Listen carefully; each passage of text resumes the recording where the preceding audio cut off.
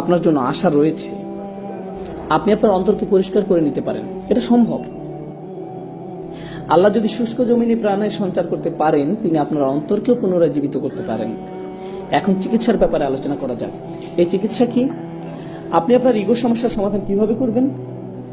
প্রথম যে বড় বিষয়টি আপনার অন্তর পরিষ্কার করতে সহায়তা করবে তা হলো আল্লাহর স্মরণ। প্রথমে এই বিষয়টি আপনাকে আয়ত্ত করতে হবে। কত ঘন ঘন আপনি আল্লাহকে স্মরণ করেন। আল্লাহকে স্মরণ করা মানে শুধু এইসব কথা বলা নয় যে সুবহানাল্লাহ, আলহামদুলিল্লাহ, আল্লাহু আকবার, লা ইলাহা ইল্লাল্লাহ, এগুলো উচ্চারণ করাই নয়। নিশ্চয়ই এগুলো খুবই গুরুত্বপূর্ণ জিকির, যা আমরা রাসূল সাল্লাল্লাহু আলাইহি ওয়াসাল্লামের সুন্নাহ থেকে জানতে পারি। কিন্তু এই জিকিরগুলো যদি চিন্তাহীন হয়, আপনি যদি এগুলোর অর্থ বা মহত্ব না বুঝেন, এগুলো নিয়ে চিন্তা ভাবনা না করেন, তাহলে এটা জিকির নয়। এতে শুধুমাত্র মুখস্থটা আরেকবার রিভিশন দেওয়া হয়। আলহামদুলিল্লাহ অর্থ হলো সকল কৃতিত্ব, সুনাম, প্রশংসা আল্লাহর জন্য। আল্লাহকে সবকিছুর জন্য প্রশংসা করতে হবে এবং ধন্যবাদ দিতে হবে। ধরুন কখনো আপনার একটা খারাপ দিন গেল, আপনি কি বলবেন? আলহামদুলিল্লাহ। আমি শুধু আল্লাহকে ধন্যবাদ দিই না, তার প্রশংসাও করি। যাই এখন ঘটছে তা অবশ্যই ভালো, এবং এটা এত ভালো যে আমি এর জন্য তার কৃতজ্ঞতা প্রকাশ করি। আর আমি শুধু তার কৃতজ্ঞতা প্রকাশ করি না, আমি তার প্রশংসাও করি। কি দারুণ কাজ তিনি করেছেন। আপনি সমস্যায় পড়া সত্ত্বেও বলেন আলহামদুলিল্লাহ। যখন আপনি এর অর্থ বুঝে বলবেন, তখন এটা অন্য কিছু। এখন আপনি আসলেই আল্লাহকে স্মরণ করছেন। আল্লাহর এই প্রশংসা, আল্লাহকে কৃতিত্ব দিয়ে আপনাকে আপনার নিজ সম্পর্কে শিক্ষা দেয়। কি শিক্ষা দেয়? যখনই কোনো ভালো কাজ আপনি মনে করেন যে আপনি করেছেন, আপনার কি করা উচিত? আলহামদুলিল্লাহ বলা উচিত। আপনি আসলে কাকে এই কাজের কৃতিত্ব দিচ্ছেন? আল্লাহকে। আপনি কোনো বক্তব্য দেওয়ার পর হয়তো কেউ এসে আপনাকে বলল, ভাই দারুণ বক্তব্য দিলেন, আপনি হেসে বলেন আলহামদুলিল্লাহ, আমি জানি ভালো হয়েছে। তাহলে এই আলহামদুলিল্লাহ আসলে আলহামদুলিল্লাহ নয়। এভাবে বলার মাধ্যমে আপনি আপনার নিজের প্রশংসাই করলেন। প্রশংসা পেলে কিভাবে অস্বস্তিতে পড়তে হয়, আপনাকে তা শিখতে হবে। প্রশংসা আপনার মাঝে যেন বিনয় নিয়ে আসে। আল্লাহকে কৃতিত্ব দেওয়ার ক্ষেত্রে আপনাকে দ্রুত হতে হবে এবং একই সাথে নিজেকে বিনম্র করতে হবে। ভাই আপনি জানেন না, আপনার এভাবে বলা ঠিক নয়। আমি আসলে কিরকম তা আমি জানি না, আল্লাহ জানেন, শুধুই আল্লাহ জানেন। আপনার প্রশংসা আমার দরকার নেই, আমার দরকার আপনার দোয়া। আমি চাই না আপনি প্রশংসা করুন। ওরা আমি খুবই ভালো, এটা আপনি আমাকে বলার দরকার নেই। না, আমি আপনার কাছ থেকে এটা শুনতেও চাই না। এটা আসলে আমাকে সাহায্য করে না, এটা আমার ক্ষতি করে। কারণ কেউ যখন আমার প্রশংসা করে, তখন এটা আমার মাঝে কি জাগিয়ে তোলে? আমার ইগো। আর এটা মানুষের জীবনের সবচেয়ে ভয়ঙ্কর সমস্যা। তাই কেউ অন্য কারো প্রশংসা করার মাধ্যমে তার উপকার করছে না। আর নম্রতা সম্পর্কে শেষ যে বিষয়টি আমি আপনাদের সাথে শেয়ার করতে চাই, সেটা হলো যখন কেউ আপনাকে বাজে কথা বলে বা আপনাকে অপমান করে, এটা আসলে আপনাকে বিনয়ী করতে সাহায্য করে। তারা হয়তো আপনার প্রতি একটা অনুগ্রহ করলো, তারা মনে করতে পারে যে তারা আপনাকে ছোট করতে পেরেছে, কিন্তু এটা হয়তো আল্লাহর তরফ থেকে আপনার জন্য একটা মেসেজ বা একটা উপহার। এর মাধ্যমে আল্লাহ আপনাকে নম্রতা উপহার দিলেন। এই জন্য ইবনে তাইমিয়া রাহমাতুল্লাহ আলাইহি বলতেন, যখন কেউ আমাকে কষ্ট দেয়, আমি মনে করি এটা আল্লাহর পক্ষ থেকে উপহার। তিনি আমাকে নম্রতা শিক্ষা দিচ্ছেন। সুবহানাল্লাহ। এটা একটা ব্যতিক্রম উদাহরণ। এরপর মানুষের উপকার করা শিখুন, শুধুমাত্র আল্লাহর সন্তুষ্টির জন্য। অনেক সময় কেউ কেউ সাধ্যের অতিরিক্ত করে ফেলে। ধার্মিকদের প্রতি এটাই আমার শেষ বক্তব্য, বিশেষ করে তরুণদের জন্য। তারা অনেক কর্মকাণ্ডে অংশ নেয়, তারা সংগঠনে অংশ নেয়, তারা দলে যোগদান করে, তারা মসজিদে যোগদান করে, তারা বিভিন্ন অনুষ্ঠানে যায়, তারা সবসময় কর্মঠ থাকে, তারা ডান বাম করতেই থাকে। এরপর কি করে জানে? তারা ইচ্ছা শক্তি হারিয়ে ফেলে, তারা পুরোপুরি ক্লান্ত হয়ে যায়। যখন তারা পুরোপুরি ক্লান্ত হয়ে যায়, এরপর তারা কখনোই আগের অবস্থায় ফিরে আসতে পারে না। ভারসাম্য রাখুন, ধীরে ধীরে অগ্রসর হন। আপনাকে সপ্তাহের এক ছুটিতেই সব করে ফেলতে হবে না, অথবা গ্রীষ্মের ছুটিতেই সব করতে হবে এমন নয়, বরং ধীরে ধীরে অগ্রসর হন। ইনশাআল্লাহ আপনি গতি ধরে রাখতে পারবেন। এবং যখন আপনি শুধু আল্লাহর জন্যই কোনো কিছু করবেন এবং আপনি হতাশ হয়ে যান না, কোনো ফলাফল হচ্ছে না, এই জন্য উদাহরণ হিসাবে এই অনুষ্ঠানের কথা বলা যাক। আমাকে দাওয়াত দেওয়া হয়েছিল, আমি বলেছিলাম ঠিক আছে আমি রবিবার আসবো। শনিবার রাতে কেন নয়? কারণ তখন এখানে কেউ থাকবে না। জানেন আমার প্রথম মতামত কি ছিল? তো কি হয়েছে? আমি আপনাদের জন্য এখানে আসছি না, আমি কেন আসছি? আর বড় কোনো কারণ আছে। আপনারা আমাকে কিছু দিচ্ছেন না, কে দিচ্ছেন? আল্লাহ, ঠিক? তাই এখানে একজন থাকুক, 100 জন থাকুক, আর কেউ না থাকুক, আমি কি আমার বিনিময়ে পাবো? যদি আমার নিয়ত ঠিক থাকে, আমি পেয়েছি। যদি আমার নিয়ত ঠিক থেকে থাকে। আপনি কেন এখানে এসেছেন? কারণ আপনার বন্ধু আপনাকে আসতে বলেছে, কারণ আপনাকে আসতে জোর করা হয়েছে, কারণ আপনার গাড়ি এখনো ছাড়ছে না, তাই আপনি এখানে আটকে গেছেন। এই জন্য তাহলে আপনি কিছু অর্জন করতে পারলেন না। কিন্তু আপনার যদি এখানে আসার কারণ থাকে এরকম যে আজ রাতে আমি আল্লাহকে স্মরণ করব, আমি আল্লাহর আরো নিকটবর্তী হব, এমনকি যখন কিছু হচ্ছে না আপনি সেটার অপেক্ষায় আছেন, এই অপেক্ষার সময়টাও আপনার পক্ষে পুণ্য লেখা হচ্ছে। দৃষ্টিভঙ্গি পরিবর্তন করুন, নিয়তের পরিবর্তন করুন, ঠিক আছে? এটা আপনার জীবন ভর অনেক সাহায্য করবে। কারণ আপনি যখন কিছু করেন, যেমন প্রচারপত্র বিলি করছেন, মানুষকে প্রোগ্রামের দাওয়াত দিচ্ছেন, কিন্তু কেউ উপস্থিত হলো না, তখন আপনি মনে মনে বললেন কেউ কিছু শুনতে চায় না, কিন্তু আপনি হতাশ হয়ে পড়বেন না। কারণ কেন? কারণ আপনি প্রচারপত্র বিলি করেছিলেন কি জন্য? কেন আপনি দাওয়াত দিয়েছিলেন? কোথায়, কার কাছে আপনার প্রত্যাশা? আপনার কাজ চেষ্টা করা, ফলাফল তার কাছে। আপনি এই ফলাফলের দায়িত্ব নন। আপনি যখন এটাকে আন্তরিকভাবে মেনে নিতে পারবেন তখন জীবন অনেক সহজ হয়ে যাবে এবং আপনি নিজের প্রতি অনেক সন্তুষ্ট থাকবেন। আপনি হতাশ হয়ে পড়বেন না। কারণ সেখানে মাত্র অল্প কিছু মানুষ, তাদের সংখ্যা আরো বেশি হতে পারতো, হ্যাঁ সেখানে আরো মানুষ থাকতে পারতো, কিন্তু সেটি আল্লাহ হাতে। আমি কি আমার দায়িত্বটুকু পালন করেছি? আমি কি যথেষ্ট চেষ্টা করেছি? নিজেকে শুধু এটাই জিজ্ঞাসা করার আছে, এবং আমার চেষ্টা কি সত্যি আল্লাহর জন্য ছিল কিনা, নিজেকে শুধু এই প্রশ্নটি করার আছে। আমি এসব আলোচনা আনছি কারণ নিয়তে এমন কিছু নয় যে আপনি জীবনে একবার মাত্র করেন। জীবনে একবার আপনি ইচ্ছা পোষণ করেছিলেন যে আপনি আল্লাহ রাস্তায় কাজ করবেন এবং একজন ভালো মুসলিম হবেন। আপনি সেই ইচ্ছা পোষণ করেছিলেন, কিন্তু সেই ইচ্ছাতে মরিচা পড়তে পারে। ফলে আপনাকে বারবার নিয়ত ঠিক করতে হবে, আপনাকে বারবার নিয়ত ঠিক করতে হবে। আপনি জানেন সবাই ভাবছে আপনার ইচ্ছা অনেক শক্তিশালী, কারণ তারা শুধু আপনার বাইরেরটা দেখছে। তারা কি দেখে না? ভেতরেরটা। এবং যেহেতু তারা শুধু বাইরেরটা দেখে, তারা আপনাকে বলবেন আপনি খুবই ভালো একজন মানুষ, এবং আপনি তাদের বিশ্বাসও করা শুরু করবেন, যার ফলে আপনার সমস্যা থেকে আপনার জন্য আরো ভয়াবহ করে তুলছেন। প্রথম প্রতিকার হচ্ছে আল্লাহকে স্মরণ করা। দ্বিতীয় প্রতিকার হচ্ছে উত্তম সঙ্গী খোঁজা, এমন সহচর খোঁজা যারা আপনার চেয়ে উত্তম। তৃতীয় প্রতিকার হচ্ছে গুরুত্বপূর্ণ প্রতিকার, নিজের মুখ বন্ধ রাখতে শেখা। নিজের মুখ বন্ধ রাখতে শেখা। যদি আপনি খুব খারাপ কিছু দেখেন, তাহলে একজন মুসলিমকে উপদেশ দেওয়ার নমনীয় পন্থা খুঁজে বের করুন। এভাবে ভাবুন, আমি তাদের যে কথাগুলো বলতে যাচ্ছি সেগুলো কি তাদের ধর্মের প্রতি আরো বিমুখ করে দিবে? অথবা আমার সৌহার্দ্যপূর্ণ নমনীয় পন্থা খুঁজে বের করা উচিত, যা তাদেরকে ধীরে ধীরে ইসলামের মূল বিষয়ের সাথে আপোষ না করে দিনের পথে নিয়ে আসবে। হয়তো তাদের বন্ধুদের পরিবর্তনের মাধ্যমে, দৃশ্যপটের পরিবর্তনের মাধ্যমে, যদি তারা সামান্য একটু উপদেশ শুনতে পায়। আপনি প্রথমেই তাদের আচরণ পরিবর্তন করে চান না। আপনি প্রথমে কি পরিবর্তন করতে চান? তাদের অন্তর। যখন তাদের অন্তর পরিবর্তন হবে, তখন ব্যবহার আপনা আপনি পরিবর্তিত হবে। বেশিরভাগ সময় আমরা মানুষের কিসের পিছে ছুটি? আমরা তাদের ব্যবহারের পিছনে ছুটি। আপনি মানুষের ব্যবহার পরিবর্তন করতে পারবেন না, আপনি তাদের শুধু স্মরণ করে দিতে পারবেন এবং আশা করতে পারেন আল্লাহ তাদের অন্তরকে পরিবর্তন করে দিন। আপনার দায়িত্ব স্মরণ করে দেওয়া। ফাদাক্কির। আল্লাহ রসুল মানুষদেরকে আল্লাহর সাথে শিরক করতে দেখেছেন, কুফরি করতে দেখেছেন, এবং আল্লাহ বছরের পর বছর তাকে বলেছেন ফাযাক্কির ইন নাফাআতিদ যিকরা, ফাযাক্কির ইন নাফাআতিদ যিকরা, স্মরণ করিয়ে দাও, স্মরণে উপকারিতা আছে। মহানবী সাল্লাল্লাহু আলাইহি সাল্লাম এই একই ধরনের খুব খারাপ মানুষদের কাছে 10 বছর দাওয়াত দিয়েছেন, এবং আল্লাহ বলে গেছেন স্মরণ করিয়ে দাও, এতে কাজ হবে, স্মরণ করিয়ে দাও, এতে উপকার আছে। আপনি কাউকে স্মরণ করে দিলেন, এতে কোনো ফল পাওয়া যায় না। যখন আপনি বলেন আমি তাকে স্মরণ করে দিয়েছিলাম, সে পাত্তাই দেয়নি, তাকে স্মরণ করে দেওয়ার মাঝে কোনো উপকার নেই। নবী সাল্লাল্লাহু আলাইহি সাল্লামের জীবনে দেখুন তিনি কি পরিমাণ স্মরণ করে দিতেন, এবং আল্লাহ বলে যেতেন আপনি হয়তো উপকারিতা দেখতে পাচ্ছেন না, কিন্তু সেখানে উপকারিতা আছে। হ্যাঁ, উপকারিতা আছে। এবং আন্তরিকভাবে মনে করিয়ে দেয়া থেকে উপকারিতা প্রথম কে পাবে? সেই ব্যক্তি যে স্মরণ করিয়ে দেয়। কে প্রথম উপকৃত হচ্ছে? আপনি, কারণ আপনি স্বীকার করে নিয়েছেন যে শব্দগুলো আপনার মুখ থেকে বের হচ্ছে, কিন্তু প্রভাব কোথা থেকে আসবে? আল্লাহ তাআলার পক্ষ থেকে। এবং যদি আপনার কথায় কাজ না হয়, তাহলে হয়তো কার মাঝে কিছু সমস্যা আছে, আপনার মাঝে। আপনার প্রথম প্রতিক্রিয়া এমন হওয়া উচিত নয় যে তার মাঝে কিছু সমস্যা আছে, সে আমার কথা শোনে না। এটি প্রথম প্রতিক্রিয়া হওয়া উচিত নয়। আপনি জানেন নবী সাল্লাল্লাহু আলাইহি সাল্লাম যখন মানুষকে উপদেশ দিতেন, দাওয়াত দিতেন, এবং তারা ওনার কথা শুনতো না, তখন ওনার মনে চিন্তা উকি দিত হয়তো আমি আমার দায়িত্ব ঠিকভাবে পালন করতে পারছি না, হয়তো আমি এই কথাগুলো আরো ভালোভাবে বলতে পারতাম। এবং তখন আল্লাহ তাআলা তাকে মনে করে দিতেন না না না, আপনি আপনার দায়িত্ব ঠিকভাবে পালন করেছেন, আপনার যা করার কথা আপনি তাই করেছেন, আপনি শুধু সতর্ক করে যান, আপনি শুধু সতর্ক করে যান, ফলাফল নিয়ে দুশ্চিন্তা করবেন না। এগুলোই আজ আমি আপনাদের সাথে শেয়ার করতে চাই ইনশাআল্লাহ।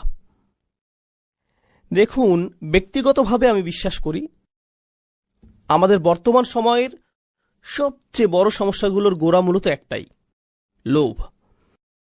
মানুষের সবচেয়ে বড় সমস্যা হল ক্রমবর্ধমান এবং অনিয়ন্ত্রিত লোভ ও স্বার্থপরতা। এই লোভ আমাদেরকে এমন দিকে নিয়ে যাচ্ছে, যেমন ধরুন ব্যবসা বাণিজ্যের ক্ষেত্রে এই লোভ বড় বড় প্রতিষ্ঠানগুলোকে এমন একটা পরিস্থিতিতে নিয়ে গেছে, তারা শুধু লাভের কথাই চিন্তা করে, আর বছরের পর বছর কিভাবে তাদের ব্যবসার আয় বৃদ্ধি করবে সেই চিন্তা করে। এবং এমনটা করতে গিয়ে সমুদ্রের একটা সম্পূর্ণ অংশ কি ধ্বংস হয়ে যাচ্ছে, নাকি একটা পুরো গ্রাম উজাড় হয়ে যাচ্ছে, নাকি এর মাধ্যমে পাহাড় ধ্বংস হয়ে যাচ্ছে, অথবা এটি শুধু পরিবেশের গঠনগত ক্ষতি করছে তাই নয়, বরং সমগ্র পৃথিবীর সামাজিক এবং অর্থনৈতিক পরিবেশের ক্ষতি করছে, তারা এসবের কোনো কিছুই তোয়াক্কা করছে না, কারণ দিন শেষে এর মাধ্যমে তারা লাভ করতে পারছে। তাহলে পৃথিবীর সমস্ত দুর্নীতির একটা বড় অংশ, রাজনৈতিক দুর্নীতি বলেন বা পরিবেশগত দুর্নীতি, যা খুবই আশঙ্কাজনক, তাই না? এই সব কিছুর মূল কারণ হচ্ছে অনিয়ন্ত্রিত, লাগামহীন এবং অপ্রতিরোধ্য লোভ। এটাই মূল কারণ। আমি ব্যক্তিগতভাবে বিশ্বাস করি এটাই বর্তমান বিশ্বের অনেক অনেক অনেক সমস্যার কেন্দ্রবিন্দু। আপনি যদি লোভ সম্পর্কে কোরআন থেকে গবেষণা করেন, আপনি দেখবেন আল্লাহ আযজা জাল্লা বেশ স্পষ্ট ভঙ্গিতে এর বর্ণনা দিয়েছেন। তিনি বলছেন, ওমা ইউকা শুহা নাফসিহি ফাউলাইকা হুমুল মুফলিহুন। আয়াতটির ভাষা খুবই ইন্টারেস্টিং। আল্লাহ বলছেন, যাদেরকে তাদের অন্তরে বিদ্যমান লোভ থেকে রক্ষা করা হয়েছে। অন্যভাবে বলতে গেলে আল্লাহ এই সত্যের ঘোষণা দিচ্ছেন যে প্রত্যেক মানুষের মধ্যে কি আছে? লোভ আছে। আমরা সবাই লোভী। বিষয়টা এমন না যে কিছু মানুষ লোভী আর কিছু মানুষ লোভী নয়। প্রকৃতপক্ষে আমরা সবাই লোভী। এবং এরপর আল্লাহ বলছেন অমাইয়ুকা, যা প্যাসিভ ফর্ম। এর মাধ্যমে বলা হচ্ছে যে ব্যক্তিকে এই লোভ থেকে রক্ষা করা হয়েছে, অর্থাৎ আমার অন্তরের ভিতরে এমন কিছু একটা আছে এবং আমি নিজে আমাকে এর থেকে সুরক্ষিত রাখতে পারি না।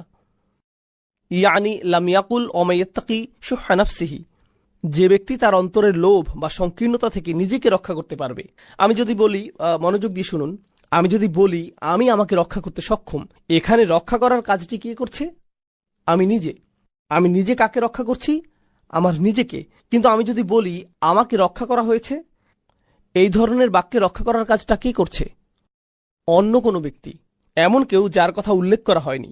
এই আয়াতে আল্লাহ বলছেন তোমাদেরকে অবশ্যই বাইরে থেকে নিরাপত্তা দিতে হবে, বাইরের কাউকেই আসতে হবে যে তোমাদেরকে তোমাদের মনের গভীরে থাকা লোভ থেকে রক্ষা করবে, এবং তোমাদের কাছ থেকে লোভ, সংকীর্ণতা কখনো আলাদা করা যায় না।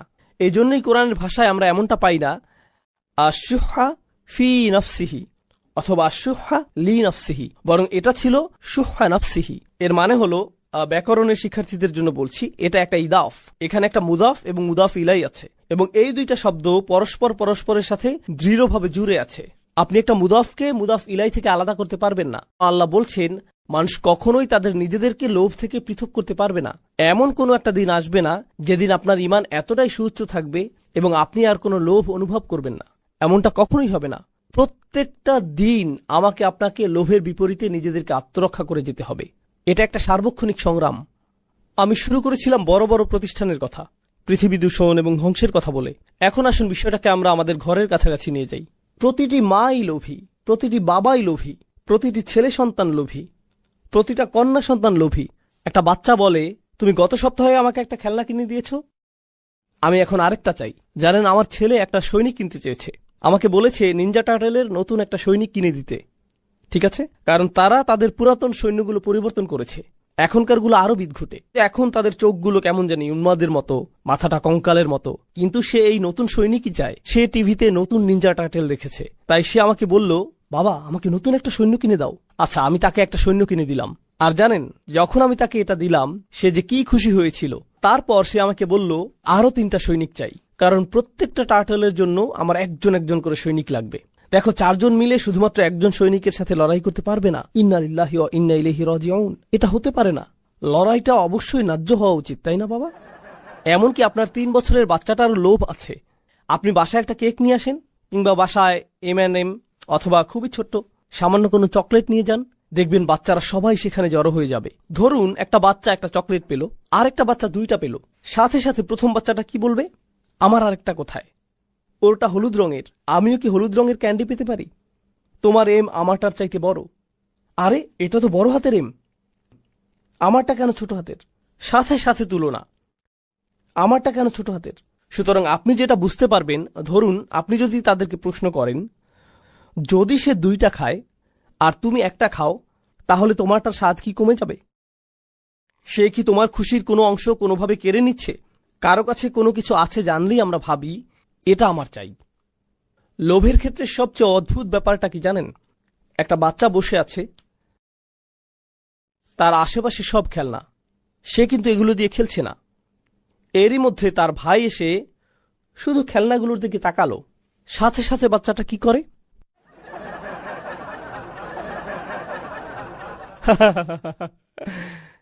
সাথে সাথে সাথে সাথে আপনি অন্যের সামনে নিজেরটা দখলে নিতে চান, আর যখন সামনে কেউ থাকে না আপনি আপনার জিনিসকে অত পাত্তাই দেন না। জানেন এ থেকে আমরা কি শিক্ষা পাই? আমরা বুঝতে পারি যে আমাদের বেশিরভাগ লোভ মূলত আমাদের পারিপার্শ্বিকতার প্রভাবে হয়। ফলে আপনি যখন একাকী থাকেন দেখবেন আপনি কিছুই চাইবেন না। মাঝে মাঝে আপনি খুব করে চাইবেন শুধু একটু একা বসে থাকতে আর আকাশের দিকে তাকিয়ে থাকতে, অথবা সমুদ্রের কোনো তীরে বসে শুধু পানির দিকে তাকিয়ে থাকতে চাইবেন। আপনি অন্য কিছু চান না, আপনি সেখানে ভালো থাকেন, সন্তুষ্ট থাকেন। কিন্তু আপনি যখন লোকালয়ে বের হন আর খুব সুন্দর একটা গাড়ি দেখেন, যখন অনেক সুন্দর কোনো এলাকা দেখেন, বড় কোনো বাড়ি দেখেন, যখন আপনি অন্য কোনো শহরে ভ্রমণ করেন যেখানকার আবহাওয়া ডালাসের চাইতে অনেক অনেক ভালো এবং যেটা পাওয়া খুব একটা কঠিন কাজও না, তখন সাথে সাথে আপনার কেমন লাগে? ও, আমার এটা চাই, এটা চাই আমার।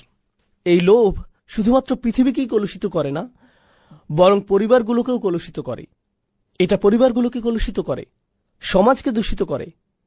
তাছাড়া লোভ শুধুমাত্র টাকা পয়সার সাথে সম্পৃক্ত নয়, লোভ হলো জীবনের সব কিছুতে আপনার পাওনা অংশের চেয়ে বেশি কিছু চাওয়া। আপনি যদি ভাইস প্রেসিডেন্ট হন, আপনি প্রেসিডেন্ট হতে চান। আপনি সহকারী শিক্ষক হলে অধ্যক্ষ হতে চান। আপনি অধ্যক্ষ হয়ে থাকলে আরো বড় প্রতিষ্ঠানের অধ্যক্ষ হতে চান। আপনি যদি কোথাও তত্ত্বাবধায়ক হয়ে থাকেন এবং সেখানে যদি আরো কোনো তত্ত্বাবধায়ক থাকে, আপনি চান প্রধান তত্ত্বাবধায়ক হতে, ঠিক না? আপনি যদি এমএসএতে সেক্রেটারি পদে থাকেন, আপনি সভাপতি হতে চাইবেন। সবাই উপরে উঠতে চায়। আপনি যদি কোনো প্রতিষ্ঠানের একেবারে প্রাথমিক স্তরে কাজ পেয়ে থাকেন, খুব শীঘ্রই আপনি ম্যানেজার হতে চান। আপনি নিজের জন্যই এমনটা করতে চান। আপনি নিজেকে উপরে ওঠার জন্য ঠেলতেই থাকেন, এক অবস্থানে তৃপ্ত থাকেন না। আপনি দেখবেন পৃথিবীর অনেক ধনী মানুষেরা মূলত পৃথিবীতে সবচেয়ে দুর্ভোগের জীবনযাপন করে। যারা কোটি কোটি টাকা আয় করেছে, যারা পাগলের মতো টাকা আয় করেছে, এই ধরনের মানুষদের মধ্যে বেশিরভাগেরই জীবন বলতে কিছু থাকে না। তাদের কোনো জীবন থাকে না, পরিবার থাকে না, তাদের ছুটি বলতে কিছু থাকে না। তারা ছুটি নিতে চান না, তারা শুধু উপরে উঠতে চান। তারা মনে করেন তারা ছুটিতে গেলে তাদের ছুটে চলার এই যন্ত্রের গতি কমে যাবে, তাদের কাজে দ্রুত ফিরে আসতে হয়। এবং তারা যদি ছুটিতে গিয়েও থাকেন, সেখানে বসেও ইমেইলের উত্তর দেওয়ায় ব্যস্ত থাকেন। তাদের মস্তিষ্ক কখনো বিরতি নেয় না। লোভ আপনার সাথে এমনটাই করে থাকে, আপনাকে একটা দুর্ভোগের জীবন উপহার দিতে পারে। যেভাবে লোভের ফলে পৃথিবী দুর্ভোগের শিকার হচ্ছে, প্রত্যেকটা মানুষ ওইভাবে ভুগছে, এর ফল ভুগছে, দুর্ভোগে ভুগছে। তরুণ প্রজন্মের কিসের লোভ হয় বলুন তো? তরুণদের একটা চাহিদা হলো, দেখুন একটা সময় আমরা সবাই তরুণ ছিলাম, সেই সময়টা কোনো যুগেই পরিবর্তন হয় না। আমি বুঝি না এখন কিসের চল চলছে, আমি জানি না এগুলো, কারণ এখন আমার বয়স হয়েছে, আমি বুঝি না এসব।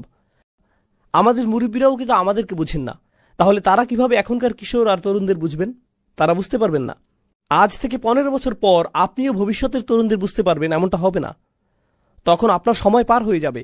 কিন্তু সব যুগের তরুণদের মধ্যেই একটা জিনিস অপরিবর্তিত থাকে, আপনি লেটেস্ট জিনিসের সাথে সমান গতিতে চলতে চান। হতে পারে এটা কোনো গ্যাজেট, অথবা কোনো অ্যাপ, নতুন কোনো ডিজাইনের কাপড় হতে পারে, অথবা কোনো পরিভাষা, অথবা ধরুন নতুন কোনো সামাজিক চর্চাও হতে পারে। সেটা যাই হোক না কেন, আপনি একেবারে অত্যাধুনিকটাই চান। নতুন কিছু আসলেই আপনি সেটা চান। নতুন জিনিস মানেই ভালো হবে। আপনি সবার আগে বলতে চান, এই তুমি এটা সম্পর্কে শুনেছ? কারণ তারা যদি না শুনে থাকে, অন্য সবার আগে আপনি বিষয়টা সম্পর্কে তাদেরকে অবহিত করেছেন। আপনি সাথে সাথে এটার উপর হুমড়ি খেয়ে পড়েন। এর মাধ্যমে যা বোঝা যায় তা হলো, তরুণরা এই জগতের সবচেয়ে অস্থির প্রকৃতির মানুষ, এবং এটা সব প্রজন্মের তরুণদের ক্ষেত্রেই প্রযোজ্য। তরুণরা মুহূর্তের মধ্যে একটা থেকে অন্য একটা, তারপর আরেকটা, এরপর আরো একটা জিনিসের দিকে ঝুঁকে পড়ে। তরুণদের কাছে যে জিনিসটা একসময় দারুণ ছিল, চমৎকার ছিল, খুবই সুন্দর ছিল, বা যেমনই ছিল, কয়েক সপ্তাহ পর একই জিনিসটা অর্থহীন, পচা, নগণ্য এবং বলার মতো নয় এমন হয়ে যায়। তারা খুব সহসাই বন্ধু পাল্টায়, একজন থেকে আরেকজন, তারপর আরেকজন, এবং এটাই হয়ে থাকে। এভাবে যখন যে জিনিসের চল থাকে, হ্যাঁ, এটা বোঝানোর সবচেয়ে সহজ উদাহরণ হলো, যেমন ধরুন ফোনের নতুন ভার্সন, ঠিক না? ফোনের নতুন ভার্সন, যা অনেকটা পুরনো ভার্সনের মতোই দেখতে, কিন্তু তারপরও মানুষ বলে দিতে পারে যে আপনার কাছে 4 আছে, 5 নেই, অথবা আপনার কাছে 5C আছে, 5S নেই। অথবা আপনি এমনিতে নিজেই বলতে পারেন এবং হঠাৎ নিজেকে ছোট মনে করতে পারেন, কারণ আপনার কাছে শুধু একটা ফোনই আছে, এটার কোনো স্ক্রিন নেই, আপনি এখনো বাটন ফোন ব্যবহার করেন। মানুষের সাথে এটাই হয়। আমি আমার মূল পয়েন্টে ফিরে আসি। এখন এমনটাই হয় যখন আমরা সবসময় বেশি পাওয়ার কথা ভাবতে থাকি। আমরা মনে করি আমরা আরও অনেক কিছু পাওয়ার দাবি রাখি। ঠিক আছে, এই অনুভূতিটাই আমাদেরকে সার্বক্ষণিক একটা অতৃপ্তিতে ডুবিয়ে রাখে। আমরা বরাবরই অসন্তুষ্ট থাকি। এটা এ ধরনের চিন্তার একটা প্রভাব। আমরা সবসময় ক্রুদ্ধ হয়ে থাকি। যা কিছু আপনার সামনে আসুক, আপনি এটা নিয়ে বিদ্রুপ করেন। আপনি এটা কোনো না কোনোভাবে পাশ কাটিয়ে আসেন। হয় সেটা নিয়ে হাসি তামাশা করেন, অথবা মন্তব্য করেন, ছোট কোনো অঙ্গভঙ্গি বা চাহনি দেন, বলেন হ্যাঁ আমার কি। সব কিছুর প্রতি আপনার প্রতিক্রিয়া এমনটাই হয়। এর মানে হলো জীবনকে কিভাবে উপভোগ করতে হয় সেটা আপনি জানেন না, কারণ আপনি আপনার চারপাশের সবকিছুকে অগ্রাহ্য করেছেন। আপনার মতে সবকিছুকে এভাবেই নগণ্য মনে করতে হয়। আপনি কোনো কিছুই আর ভালোভাবে মূল্যায়ন করতে পারেন না। টিনেজারদের বেড়াতে নিয়ে যান, তখন কি হয়? তোমাকে আনন্দিত দেখাচ্ছে না কেন? হোটেলটা কেমন বলো তো? কি অপূর্ব দৃশ্য দেখো। মোটামুটি। তারা মূল্যায়ন করতে পারে না। মূল্যায়ন করার ক্ষমতা আপনার কাছ থেকে কেড়ে নেওয়া হয়েছে। এই যে অতিমাত্রার লোভ, প্রতিনিয়ত এবং তাৎক্ষণিক আনন্দ পাওয়ার ইচ্ছা, এগুলোর ফলে কি হয় জানেন? তরুণদের পুরো একটা প্রজন্ম গড়ে উঠেছে যারা চরম উদাসীন এবং নিরুৎসাহিত। তারা প্রতিনিয়ত এত বেশি কিছু করার এবং এত বেশি জিনিস পাওয়ার প্রতি আকৃষ্ট হয় যে তারা জীবনে কোনো কিছু অর্জন করে নেয়ার ইচ্ছাই হারিয়ে ফেলে। তারা শুধু বাসায় বসে থাকে আর সারাদিন ভিডিও গেম খেলে, আর নেটফ্লিক্সে বা অ্যামাজনে, হুলু কিংবা ইউটিউব বা অন্য যেখানেই হোক একটার পর একটা ভিডিও দেখে, এবং এভাবেই চলতে থাকে। আপনি যদি তাকে প্রশ্ন করেন তুমি কি করতে চাও, কিছু না। তুমি আগামীকাল কি করবে, এই তো কিছু না। তোমার জীবনের লক্ষ্য কি, আমার তেমন কোনো লক্ষ্য নেই। তোমার মেজর বিষয় কোনটা, আমি এখনো ঠিক করিনি। কি বলো তুমি, 5 বছরের সিনিয়র, অথচ এখনো তোমার মেজর ঠিক করনি? আমি নিশ্চিত না, আমি অনেক কিছু চেষ্টা করেছি, তারপরও আচ্ছা যাকগে। তাহলে আপনি একেবারে নিরুৎসাহী একটা প্রজন্ম দেখেন। আপনি জানেন এই ধরনের সম্পূর্ণ নিরুৎসাহী একটা মানব সভ্যতা গড়ে উঠলে কি হয়? এই যে প্রচণ্ড লোভী মানুষগুলো যারা অন্যায় করে এবং আক্ষরিক অর্থে পৃথিবীর সম্পদগুলো লুট করে থাকে আর দুর্বলদের অন্যায়ভাবে নিয়ন্ত্রণ করে, তারা এত সবকিছু করার পরও পার পেয়ে যায়, কারণ সংখ্যাগরিষ্ঠ লোকজনেরই এগুলো পরোয়া করার মতো অনুভূতি নাই। তাদের আত্মকেন্দ্রিকতা তাদেরকে সম্পূর্ণ অনুভূতিহীন বানিয়ে দিয়েছে। আমার চাওয়াগুলো যতক্ষণ পূরণ হচ্ছে, এসবের কি দরকার? তাহলে আমরা এমন একটা সময় বাস করছি যেখানে আপনি টিভিতে চ্যানেল পরিবর্তন করে করে দেখতে পারেন, অথবা ফেসবুক পেজ বা অন্য কোথাও যেখানে বিজ্ঞাপন দেখায়, যেখানে আফ্রিকার বাচ্চাদের কষ্ট, অথবা বাংলাদেশে ঘটে যাওয়া ভয়াবহ বন্যার দৃশ্য, বা পাকিস্তানে ঘটে যাওয়া কোনো তীব্র ভূমিকম্পের দৃশ্য দেখানো হয়, আর আপনি সেই ছবিগুলো দেখেন এবং আপনার মধ্যে কিছুই হয় না। আপনার কোনো কিছুর পরিবর্তন হয় না, চোখ দিয়ে পানি আসে না, কিছুই হয় না। আপনি মানুষের দুঃখ দুর্দশা থেকে সম্পূর্ণ বিচ্ছিন্ন। এটা কতটা ভয়াবহ ব্যাপার আপনি জানেন? দেখুন, আমরা কিন্তু এখানে ঈমান নিয়ে কথা বলছি না। আমরা বলছি ধীরে ধীরে আমাদের মধ্যে মনুষ্যত্ব কমে যাচ্ছে। এগুলো মানবিক অনুভূতি। আপনি হতে পারেন একজন খ্রিস্টান, একজন ইহুদি কিংবা নাস্তিক। যখন আপনি কোনো মানুষের দুঃখ কষ্ট দেখবেন, অবশ্যই আপনার মধ্যে এর প্রভাব পড়ার কথা। আপনার মনের মধ্যে এমন কিছু ঘটবে যা আপনাকে পীড়া দিবে, মানুষকে সাহায্য করার আকাঙ্ক্ষা তৈরি হবে। কিন্তু যখন এই ধরনের কিছুই হয় না, তখন আপনি চ্যানেল পাল্টে সেটাই দেখেন যা দেখতে আপনার মন চায়। একটা মুভি যেটা আপনার মস্তিষ্ক থেকে এগুলো আবার মুছে দিবে। আজকাল এটাই ঘটে চলছে। এটা সত্যিই খুবই ভয়ঙ্কর সময়। আমি একটা মুসলিম দেশে গিয়েছিলাম। সেখানে একজন আরবকে জিজ্ঞেস করলাম এখানকার মানুষরা কিভাবে সময় কাটায়, তরুণরা কিভাবে সময় কাটায়। আমি অন্তত 50 জন লোকের কাছ থেকে একই উত্তর পেয়েছি যে তারা শপিং মলে ঘুরতে পছন্দ করে। এদেশে বেশ গরম, সারাদিন তাপমাত্রা বেশি থাকে, তারা বাইরে বের হয় না। শপিং মলগুলো রাতে খোলা থাকে, মাগরিব থেকে ফজর পর্যন্ত মলগুলো মানুষে ভর্তি থাকে। এরাই আপনাদের উম্মাহ, আপনাদের ভবিষ্যৎ প্রজন্ম। বাবা হিসেবে তারা কেমন বাবা হবে, মা হিসেবে কেমন মা হবে ওরা, ইসলামের কেমন দায়ী হবে, কেমন সরকার তারা চালাবে, ভবিষ্যতে কেমন মানুষ হবে ওরা, কেমন মুসলিম হবে সে কথা বাদ দিন, মানুষ হিসেবে ওরা কেমন হবে, বুঝতে পারছেন? যাই হোক, আমি আমার বক্তব্য সংক্ষিপ্ত করছি। আমার হয়তো আর 5 মিনিট সময় বাকি আছে। আজকে আমি আপনাদের যে বিষয়টা বলতে চাই সেটা হচ্ছে কোরআনের ক্ষমতা। আমি জানি আপনারা বহু লেকচার শুনেছেন যেখানে আপনাদের বলা হয়েছে যে আমাদেরকে কোরআন শিখতে হবে, এর অর্থ আমাদের বুঝতে হবে, এটা আমাদের অধ্যয়ন করতে হবে, তেলাওয়াত করতে হবে, মুসলিম হিসেবে কোরআনের সাথে আমাদেরকে সম্পৃক্ত থাকতে হবে। এই কথাগুলো আপনারা 1000 বার শুনেছেন। আমি আশা করছি আমি ওই আলোচনাগুলোর সাথে একটা নতুন মাত্রা যোগ করব, শুধুমাত্র একটা। আমি আমার নিজের ব্যক্তিগত অভিজ্ঞতা থেকে কিছু কথা বলছি। আমি চাই আপনারা এগুলো বোঝার চেষ্টা করুন। দেখুন, আমার জীবনে জীবন দর্শনের জ্ঞানগত সমস্যা ছিল, নৈতিক সংশয় ছিল, আবেগ অনুভূতির সমস্যা ছিল। ঠিক আছে, আমাদের সবার জীবনে কখনো না কখনো আবেগ অনুভূতির দ্বন্দ্ব থাকে। সবারই কখনো না কখনো অস্তিত্ব নিয়ে চিন্তার সংকট থাকে, জ্ঞান বিচক্ষণতার সংকট থাকে, কিংবা কোনো না কোনোভাবে আর্থিক সংকট থাকে। আমার জীবনের সেরা উপহারটা সম্ভবত আমার শিক্ষক আমাকে দিয়েছিলেন। তিনি বলেছিলেন, তুমি যখনই কোনো সমস্যায় পড়বে আল্লাহর কিতাবের কাছে সাহায্য চাও, আল্লাহর কিতাবের দিকে মনোনিবেশ করো। দেখুন, আরবি শেখার জন্য আমার অনুপ্রেরণা কিংবা তাফসীর অধ্যয়নের জন্য আমার অনুপ্রেরণা কখনোই কোরআনের জ্ঞান অর্জন করা ছিল না। জ্ঞান অর্জন করা আমার মূল উদ্দেশ্য ছিল না, এটা এখনো আমার মূল উদ্দেশ্য নয়। আমি জ্ঞান অর্জনের জন্য চিন্তিত নই, বরং আমার কাছে গুরুত্বপূর্ণ হল এ থেকে এমন একটা সম্পদ অর্জন করা যা আমাকে প্রতিনিয়ত সুস্থ করে তুলবে। বিষয়টা এমন, আমি মনে করি কোরআন একটা কূপের মতো, আর আমি প্রায় তৃষ্ণার্ত হই। যখনই আমার তৃষ্ণা পায় আমি কোরআনের কাছে যাই, এখান থেকে তৃষ্ণা মেটাই এবং আমি ভালো বোধ করি। এটা আমাকে প্রশান্ত করে। দেখুন, আমাদের বুঝতে হবে যে কোরআন হলো আর শিফা। কোরআন হচ্ছে শিফা, এটা মানুষকে সুস্থ করে তোলে। অনেকেই মনে করেন, এই তো আমি কোরআনের অর্থ পড়ছি, আমি অনেক কিছু বুঝতে পারছি, আমি অনেক বিষয় শিখছি, আমি কিছুটা আরবি ভাষাও শিখছি, খুবই ভালো কথা। দেখুন, আমি শেখার পক্ষের বড় একজন সমর্থক হিসেবে বলছি, শেখাটা মূল লক্ষ্য নয়। শেখা হলো আপনি কিভাবে পানির আধার থেকে পানি তুলবেন, শুধুমাত্র সেটা জানা। বিষয়টা অনেকটা এরকম, আমি পুষ্টিকর খাবার সম্পর্কে সবকিছু শিখেছি, কিন্তু আপনি পুষ্টিকর খাবার খান না, তাহলে এগুলো শিখে কি লাভ? আমি সঠিক খাদ্যাভ্যাস, ভালো ব্যায়াম সম্পর্কে জেনেছি, আমি জানি কোন কোন ব্যায়ামগুলো করা উচিত, কখন করা উচিত, এগুলো সব আমি জানি, কিন্তু আপনি এগুলোর একটাও করেন না। আমি গাড়ি সম্পর্কে সবকিছু জানি, জানি কখন গাড়ির তেল পরিবর্তন করতে হয়, গাড়ির কোনো কিছুর সংযোগ ছুটে গেলে কিভাবে ঠিক করতে হয়, কিন্তু আপনি নিজের গাড়ির যত্ন নেন না। কি করছেন আপনি? আপনি কেন এগুলো শিখেছেন? এই জ্ঞান আপনাকে সাহায্য করার কথা ছিল, তাই না? আমি যে বিষয়টা প্রমাণ করতে চাইছি, বেশিরভাগ সময় আমরা জোর দিয়ে বলতে থাকি আমাদের জানতে হবে, শিখতে হবে, কিন্তু আয়াতটির বক্তব্য অনুযায়ী কোরআন এখন বিষয়বস্তু পরিবর্তন করে একটি বিশেষ দলের প্রতি ইঙ্গিত করেছে, যাদেরকে বলা হয় আল মুখাল্লাফুন। আল মুখাল্লাফুন অর্থ যারা পেছনে থেকে গিয়েছিল। তারা রসুল সাল্লাল্লাহু আলাইহি সাল্লামের স্বপ্নের বাস্তব রূপদানের উদ্দেশ্যে মক্কা অভিমুখে অগ্রসর হওয়ার অভিযানে যোগ না দিয়ে পেছনে থেকে গিয়েছিল। আর মুসলিমরা মদিনায় ফিরে আসার আগেই এই সূরাটি নাজিল হয়েছিল। এখানে আল্লাহ সেই কথোপকথন সম্পর্কে জানাচ্ছেন, রসুল সাল্লাল্লাহু আলাইহি সাল্লাম মদিনায় পৌঁছানোর পর যা ঘটবে এবং এই লোকগুলো তখন যা বলবে। তারা কিছু কথা বলবে, আর আল্লাহ ইতিমধ্যে জানেন তারা কি বলবে। তিনি রসুল সাল্লাল্লাহু আলাইহি সাল্লামকে তা আগাম জানিয়ে দিচ্ছেন।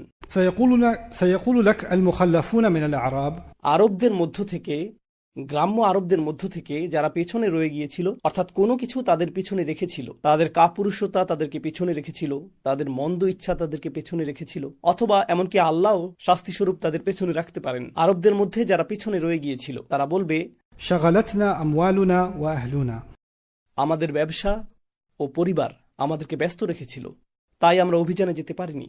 এখানে মজার বিষয় হলো, তারা বলেনি যে اشتغلنا بأموالنا وأهلنا আমরা আমাদের ব্যবসা ও পরিবার নিয়ে ব্যস্ত হয়ে পড়েছিলাম, বরং তারা বলছে আমাদের পরিবার আমাদেরকে ব্যস্ত রেখেছিল এবং আমাদের সম্পদ আমাদেরকে ব্যস্ত রেখেছিল। সুতরাং আমরা মূলত ব্যস্ত ছিলাম না, বরং এটা ব্যবসায়ের দোষ এবং পরিবারের দোষ। তারা আমাদেরকে ব্যস্ত করে রেখেছিল। বালাগা বা অলঙ্কার শাস্ত্রে এই ধারণাটিকে বলা হয় মুসনাদ ও মুসনাদ ইলাইহ, অর্থাৎ কার্যকারণকে কারো উপরে আরোপ করা হচ্ছে। তারা এই ব্যস্ততাকে নিজেদের উপর নয়, বরং সম্পদ ও সন্তানদের উপর আরোপ করছে। কারণ আমি কি করব, ব্যবসা, সম্পদ, পরিবার, অনেক বাধ্যবাধকতা, তাই আপনার সাথে যেতে পারিনি। তো شغلتنا أموالنا وأهلنا فاستغفر لنا সুতরাং আমাদের জন্য ক্ষমা প্রার্থনা করুন। উল্লেখ্য যে রসুল সাল্লাল্লাহু আলাইহি সাল্লাম যখন তাদের জন্য ক্ষমা প্রার্থনা করবেন তা প্রকাশ্যে হবে, আর এর অর্থ এর মাধ্যমে এই লোকদেরকে স্বীকৃতি দেওয়া হবে। কারণ নবীজি কারো জন্য দোয়া করার অর্থ তারা যেন একটা সবুজ সংকেত পেয়ে গেল, তাই না? তারা এখন অনুমোদিত।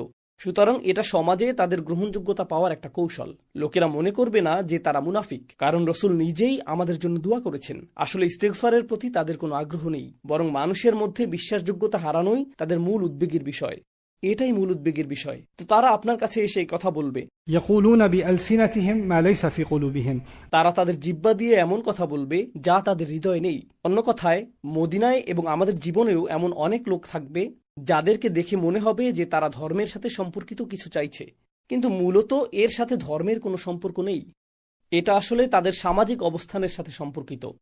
তো ধর্মকে শুধুমাত্র ব্যবহার করা হচ্ছে সামাজিক আবরণ হিসেবে, নির্দিষ্ট দল, গোষ্ঠী বা জনসমষ্টির মাঝে বিশেষ ভাবমূর্তি বজায় রাখার জন্য।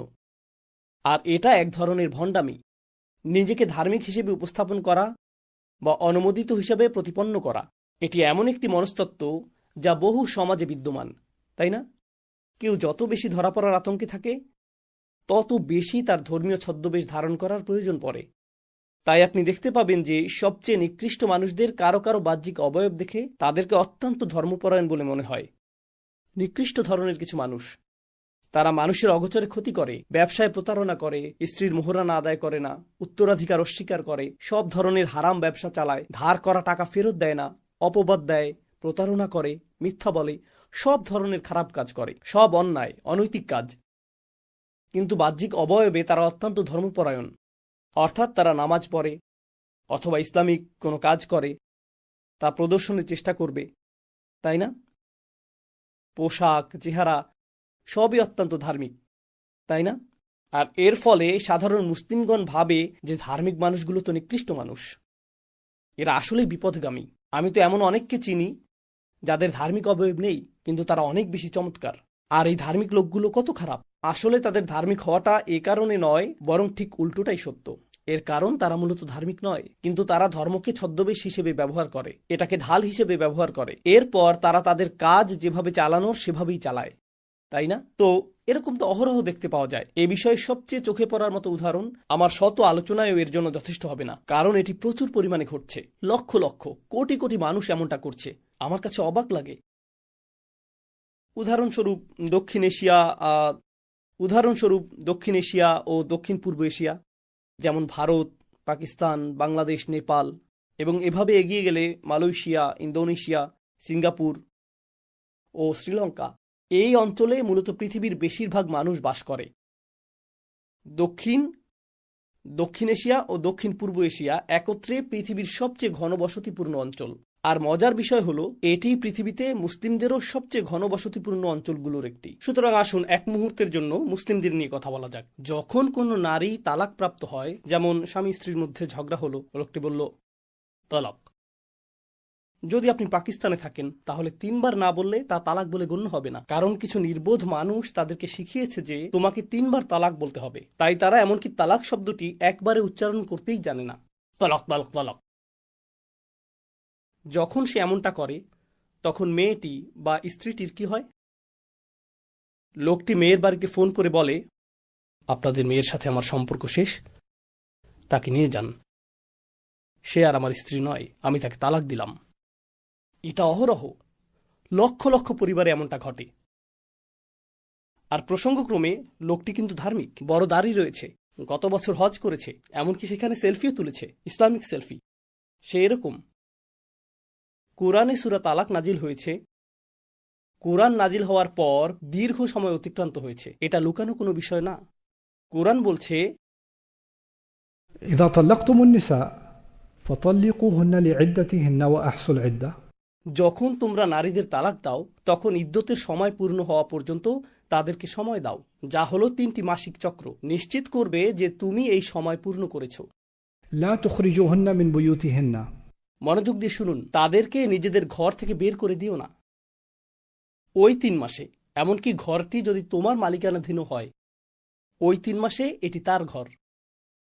এমনকি যদি তুমি জীবনে কখনো তার সাথে ভালো ব্যবহার নাও করে থাকো, ওই 3 মাসে সে তোমার অতিথি নয়, সে তোমার ঘরে থাকছে না, এটি তার ঘর। এবং আল্লাহ তাকে পূর্ণ অধিকার দিয়েছেন।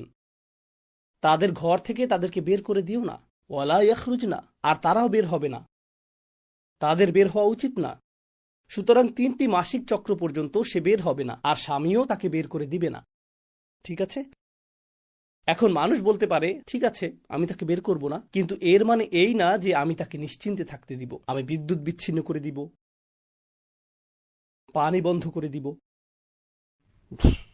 কোনো আয়াতে বলা নেই যে বিদ্যুৎ চালু রাখতে হবে। Right? আল্লাহ বলেন, অলা তুদররুহুন্না লিতুদাইয়িকু আলাইহিন্না, একই সূরা। তিনি বলেন তাদেরকে এমন কোনো ক্ষতি করবে না যার ফলে তারা অস্বস্তি বোধ করে। তো এখানে বলা হলো তুদররুহুন্না, তাদের ক্ষতি করা, লিতুদাইয়িকু আলাইহিন্না, যার ফলে তারা ভিতরে অস্বস্তি বোধ করে। অর্থাৎ তোমাকে শুধু শারীরিক ক্ষতি থেকে বিরত থাকতে হবে না, তোমাকে নিশ্চিত করতে হবে যে তোমার কোনো কাজে সে যেন মানসিকভাবে আঘাত না পায়। কারণ স্পষ্টতই তোমরা একে অপরকে মানসিকভাবে সামলাতে পারছিলে না, কিন্তু বিশেষ এই সময়ে তোমাকে আগের চেয়েও ভালো হতে হবে। কারণ আল্লাহ বলছেন, এখন তুমি আমার নির্ধারিত সময়ে প্রবেশ করছো যখন তুমি ইদ্দাতের সময়সীমায় প্রবেশ করেছো। এর আগ পর্যন্ত তোমরা ছিলে স্বামী স্ত্রী, সেটা ছিল তোমার স্ত্রীর মধ্যকার ব্যাপার। কিন্তু যেই মুহূর্তে তুমি তলাক উচ্চারণ করলে, এটি এখন তুমি, আল্লাহ ও তোমার স্ত্রীর মধ্যে। তোমার বোঝাপড়া এখন তার সাথে নয়, বরং সরাসরি আল্লাহর সাথে। আর আল্লাহ বলেছেন, এটা তোমার সময় নয়, এটা আমার সময়। আমি তাকে এই ইদ্যত দিয়েছি, আর তুমি তার সাথে সেভাবেই আচরণ করবে যেরকমটা আমি আদেশ করেছি। এর আগ পর্যন্ত তোমরা বন্ধু হতে পারো, কখনো কখনো একে অপরের উপর রাগ করতে পারো, কিন্তু ওই 3 মাসে নয়। অলা তুদর রুহুন্না লিতুদাইয়িকু আলাইহিন্না, এই 3 মাসের জন্য। এখন আপনারা আমাকে বলুন, ধার্মিক মুসলিম পরিবারগুলো হিজাব, দাড়ি, পূর্ণ ইসলামিক অবয়ব, আর সেই হিজাবি মা যিনি প্রতি সপ্তাহে ইসলামী আসরের আয়োজন করেন, তিনি বলছেন, আমার ঘর থেকে বের হয়ে যাও, এটা আমার ছেলের ঘর। আর সেই সপ্তাহে তিনি সূরা তালাকের তাফসীর নিয়ে আলোচনা করেন। বুঝতে পারছেন বিষয়টা? এটা কোন ধর্ম? এটা কোন ধর্ম? আমাদের সমাজে এত বেশি গুরুত্ব দেওয়া হয়, মুরগিটি কোথা থেকে কিনেছো, এটা কি হালাল মুরগি, এটা কি জবিহা হালাল, এটা কি সুবার জবিহা হালাল, ছুরিটা কি হালাল, লোকটা কি হালাল, তার হাত কি হালাল, হালাল কতটা হালাল। আপনি নিশ্চিত করেন যে এটা হালাল, কিন্তু এই সকল হারাম কাজ আপনি প্রকাশ্যে করছেন, আল্লাহর আয়াতকে উপহাস করছেন। এতে কোনো সমস্যা নেই, কোনো সমস্যা নেই, এগুলো কোনো ব্যাপারই না। মানুষ নিশ্চিত করে, এভাবে চেক করে নিশ্চিত করে, ভাই ভাই আপনার কাপড় গোড়ালির কিছুটা নিচে নেমে গেছে। أما أسفل الكعبين ففي النار. গোড়ালির নিচে থাকলে সে অংশ জাহান্নামে যাবে।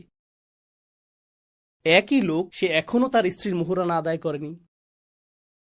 একই মানুষ, এটা কি? একই লোক যে বাবা মারা যাওয়ার পর তার বোনের উত্তরাধিকার প্রদান করেনি। একই লোক, একই লোক। আমি এটা বুঝতে পারি না। জানেন এই লোকদের কি ঘটে? তারা ধর্মের কিছু অংশ নেয় আর বলে, এটাই আমার ইসলাম, যতক্ষণ মানুষ দেখছে। কারণ এটাই মানুষ দেখতে পায়। মানুষ দেখতে পায় গোড়ালির ওপরের কাপড়, মানুষ দেখতে পায় আমার দাড়ির দৈর্ঘ্য, মানুষ দেখতে পায় মাথায় পরিহিত হিজাব, মানুষ এগুলো দেখতে পায়। যতক্ষণ তারা দেখতে পাবে যে আমি ধার্মিক, সেটাই আমার জন্য যথেষ্ট। আড়ালে আমি কি করি, টাকা পয়সার ব্যাপারে, উপার্জনের ব্যাপারে, হালাল হারামের ব্যাপারে, অন্য মানুষের অধিকারের ব্যাপারে, ধর্ম নিয়ে কি প্রহসন আমি করি, সেটা গুরুত্বপূর্ণ না। তাদের সমস্যা নেই, কারণ মানুষ সেটা দেখতে পায় না, মানুষ তা দেখবে না। আমি কিন্তু কাউন্সিলিং করি না। কখনো কখনো মানুষ আমার সাথে সাক্ষাৎ করে, মানুষ আমাকে প্রায় এমন কিছু কথা বলে এই ভেবে যে আমি একজন কাউন্সিলর। আমি তা নই, দয়া করে আমাকে এসব বলবেন না। তারা এসে বলে, আমার স্বামী এটা করে, সে তার বাচ্চাদের মারধর করে এবং সে খুব রাগী মানুষ, আপনি কি তার সাথে কথা বলবেন? তার রাগের সমস্যা খুব প্রকট। আমি বলি, ঠিক আছে, আমি কি তাকে চিনি? হ্যাঁ, আপনি তাকে চেনেন, সে সব সময় মসজিদে আসে। আমি চিনি? আমি তো কোনো রাগী মানুষকে চিনি না। এরপর লোকটির সাথে যখন দেখা হয়, আসসালামু আলাইকুম রহমতুল্লাহ, ভাই কেমন আছেন? আলহামদুলিল্লাহ। আমি বলি, আপনি কিভাবে এমনটা করেন? আপনি আপনার বাচ্চাদের মারেন? ব্রো, সে প্রকাশ্যে এক ব্যক্তি, আর ঘরের দরজা বন্ধ হলেই সম্পূর্ণ ভিন্ন ব্যক্তি, পুরোপুরি ভিন্ন। আল মুখাল্লাফুনরা আসলে এরকমই, যারা ধর্মের অবয়বের আড়ালে থাকতে চায়। আর ধার্মিক অবয়ব বজায় রাখার সবচেয়ে ভালো উপায় কি? রাসূল সাল্লাল্লাহু আলাইহি সাল্লামের কাছে এসে ওযর পেশ করা আর তাকে দিয়ে নিজের জন্য দোয়া করানো। যখন নবীজি তার জন্য দোয়া করেন, সবাই ভাববে যে রাসূল সাল্লাল্লাহু আলাইহি সাল্লাম এই ব্যক্তির জন্য দোয়া করেছেন, নিশ্চয়ই সে একজন ভালো মানুষ। ফাস্তাগফির লানা, আল্লাহ বলছেন, ইয়াকুলুনা বিআলসিনাতিহিম মা লাইসা ফি কুলুবিহিম, তারা তাদের জিহ্বা দিয়ে এমন কথা বলে যা তাদের অন্তরে নেই। আলসিনাহ শব্দটি ভাষাগত উৎকর্ষতার অর্থ প্রদান করছে, অর্থাৎ তারা মানুষকে বোঝানোর ক্ষেত্রে খুবই পারদর্শী। যদি আফওয়াহ শব্দটি ব্যবহৃত হতো, এর অর্থ হতো তারা বকবক করে। এর আরেকটি অর্থ, তারা অর্থহীন কথা বলে। কিন্তু আলসিনাহ মানে তারা খুবই চতুর, কথায় অত্যন্ত কৌশলী। কিন্তু তারা তাদের জিহ্বা দিয়ে এমন কথা বলে যা তাদের অন্তরে নেই। কুল, তাদের বলুন, فمن يملك لكم من الله شيئا আল্লাহর সামনে তোমাদের পক্ষে এমন কর্তৃত্বশালী কে থাকবে? إن أراد بكم ضرا أو أراد بكم نفعا আল্লাহ যদি তোমাদের কোনো ক্ষতি চান অথবা আল্লাহ যদি তোমাদের কোনো কল্যাণ চান, তখন তোমাদের পক্ষে আল্লাহর সিদ্ধান্তের বিপরীতে দাঁড়ানোর কে আছে? بل كان الله بما تعملون خبيرا বরং আল্লাহ তোমাদের সব কাজেরই খবর রাখেন। তোমাদের সকল কর্মপন্থা সম্পর্কে আল্লাহ সম্মুখ অবগত। বাল, আসল বাস্তবতা হলো, জনান্তুম, তোমরা আসলেই মনে করেছিলে যে أن لن ينقلب الرسول والمؤمنون إلى أهلهم أبدا তোমরা আসলেই মনে করেছিলে যে রসূল ও ঈমানদারগণ আর কখনোই তাদের পরিবারের কাছে ফিরে আসবে না। তোমরা সেই মানুষ যারা নিশ্চিত ছিলে যে রসূল ও ঈমানদারগণ মৃত্যু মুখে পতিত হবেন। তাই তোমরা যুদ্ধে আসনি, পারিবারিক ব্যস্ততার জন্য না, ব্যবসায়িক ব্যস্ততার কারণেও না, বরং তোমরা ভেবেছিলে তারা আর ফিরে আসবে না, তারা মারা যাবে। وزين ذلك في قلوبكم আর এই ধারণাটি তোমাদের অন্তরে প্রীতিকর হয়ে উঠেছিল। তারা মৃত্যু মুখে পতিত হবে, এটা তোমাদের আনন্দিত করেছিল। কিন্তু যখন তাদেরকে ফিরে আসতে দেখলে, ইউআযযিবাল মুনাফিকিনা ওয়াল মুনাফিকাত, মুনাফিকদেরকে এটা যন্ত্রণায় বিদ্ধ করছিল। যখন তারা নবীজিকে বেঁচে ফিরতে দেখলো,